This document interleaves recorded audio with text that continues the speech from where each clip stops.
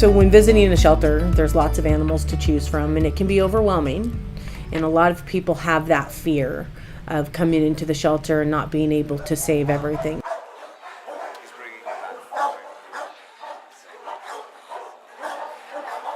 And so what we've done is implemented a program, behavior assessment program called Meet Your Match. It's developed by the ASPCA. Lots of shelters use it. And it helps to make better matches between people and pets. So a potential adopter will come in, fill out a one-page questionnaire about what they're looking for, and they're rated a color, right? So say you come in and you're rated purple. And that means that you're looking for a dog that's kind of a couch potato and wants to chill out with you by the fire and hang out. And you bring paperwork up to us and the animal's green. And that means that dog wants to be walked every day and is super active.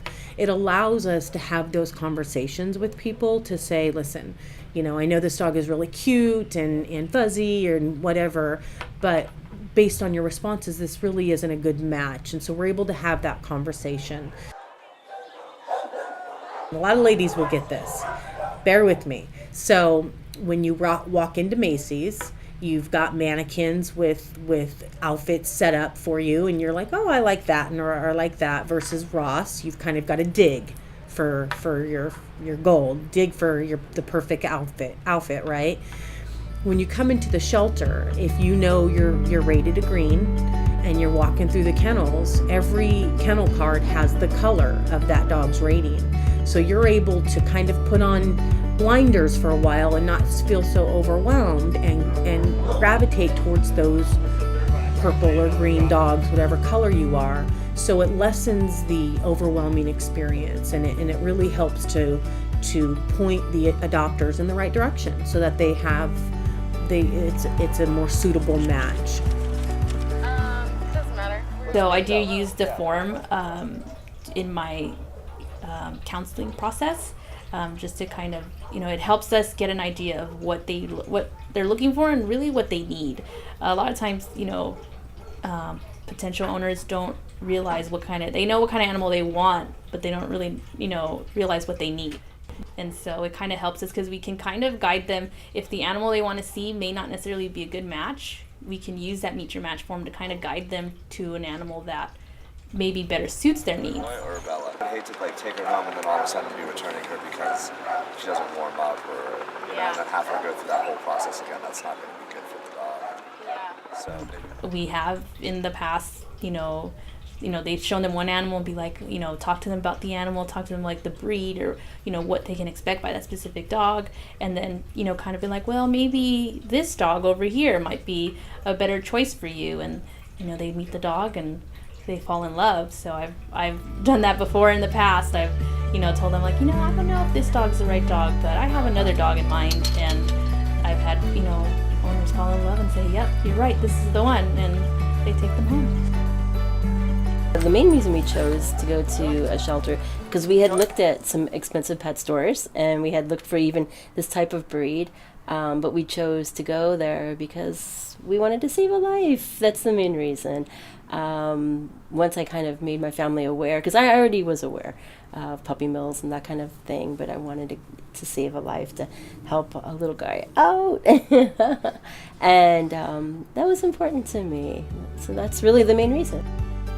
We had looked online also to see at that particular shelter to see what dogs are available, and we had noticed him online, but I was like, oh, I don't know. We weren't so sure, because I said, well, it's part Chihuahua. So I'm like, I've never had a Chihuahua. I don't know. I wasn't quite sure about that breed. But then once we saw him, we're like, no. Well, that day, we were doing a lot of dog shows, and I went up to the front counter to see who was next on the list to see an animal, and it was Buster's new family, and they were there waiting to see him. He was the only dog that they were interested in seeing, and so, I went out and I met them, introduced myself, and started talking to them about, what they were looking for, if they what they knew about Boston Terriers. So he's a Boston Terrier mix, and I've had Boston Terriers before in the past, and so I was kind of excited to show them and talk to them about Buster. I did, first I always ask them, if there's any other dogs, if there's small children in the home, just to see what kind of environment the dog would be going into, and then just to kind of, compare that with the type of energy level that they can expect from the dog. What kind of, how active they are, how, what environment they're going to be living in, how much space the animal's going to have. They brought him to us, and I was interested. I had like a lot of questions because I was about the breed and about what they knew about him, his background. I wanted to know more about his background and what they get as much info as I could out of the different workers that were there, because I wanted to know. And so then I kind of let my husband and son just play with him. I watched how they interacted, how he interacted with the shelter worker, just to see if he was capable of love, if he was afraid, like his personality, basically. I know they had like I think they wanted to measure him. They asked me, if I knew how tall he was up to the shelter, and because I guess there's most locations, most condos or apartments have a weight restriction, but I guess theirs had a size restriction as well, like in inches. They wanted to know how big he was. They got to see him and got to see his energy, and we mainly did a lot of talking about what they can expect from that kind of breed.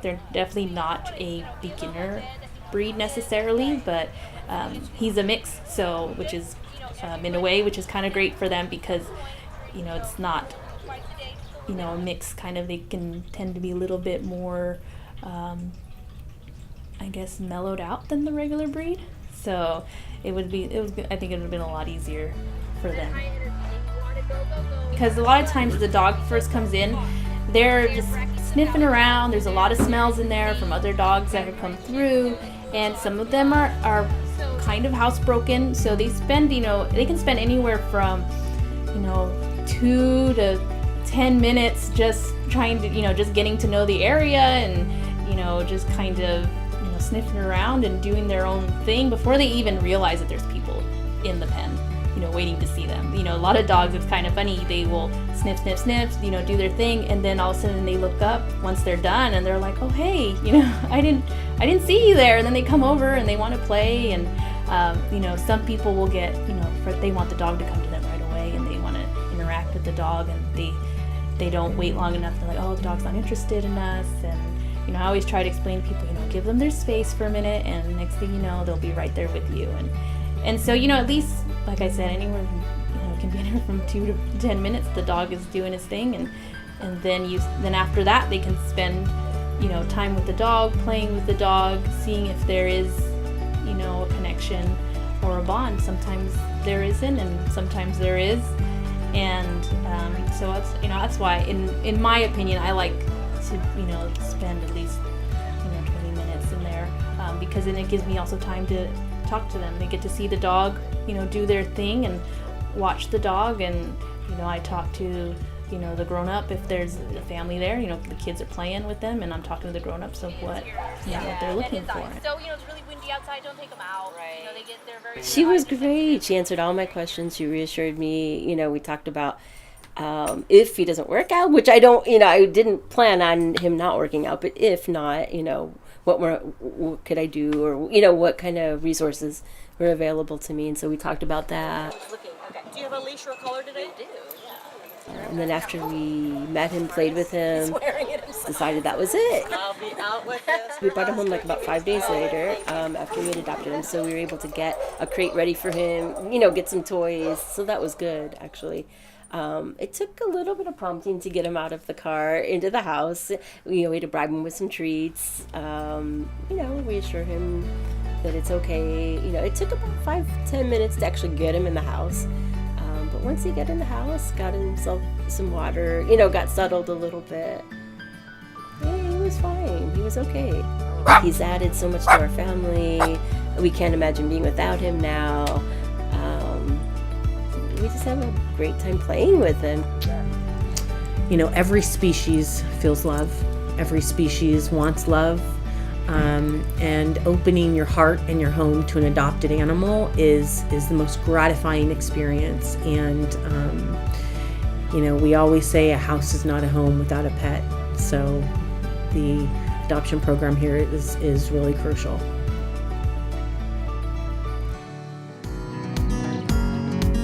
For more information on Ventura County Animal Services and to view additional episodes of Shelter Life, visit www.vcas.us/shelterlife.